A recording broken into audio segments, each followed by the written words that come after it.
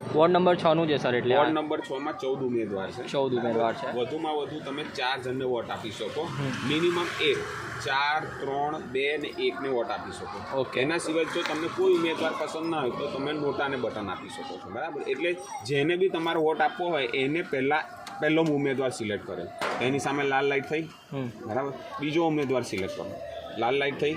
ત્રીજો કરો, ચોથો કરો, બરાબર. હવે 5મો દબાવશો ને તો લાલ લાઇટ થાય નહીં, એનો મતલબ વધુમાં વધુ 4ને વોટ આપી દે. ઇન કેસ તમારે 3ને જ આપવો છે તો આ ફરીથી આ બટન દબાવશો તો આનો મત કેન્સલ થઈ જશે, બરાબર. તો 3 જણને મત આપ્યો, પછી ધારો કે તમને લાગે છે કે ભાઈ મેં ભૂલથી 12 નંબર દબાવી દીધો છે, તો તમે 8 નંબર દબાવો તો 8 નંબર પર લાલ લાઇટ કરો. જેને બી તમારે મત આપવો હોય એની સામે લાલ લાઇટ હોવી જોઈએ. જો ભૂલ થઈ જાય તો ફરી બટન દબાવવાથી એ મત કેન્સલ થઈ જાય છે, બરાબર. અને છેલ્લે આ બટન તમારે રજિસ્ટર બટન દબાવવું ફરજિયાત છે.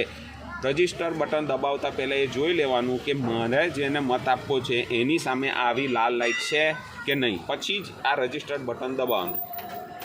આ રજિસ્ટર બટન દબાવવાથી આવો અવાજ આવશે, બીપનો અવાજ. હવે તમારો મત રજિસ્ટર થઈ ગયો છે.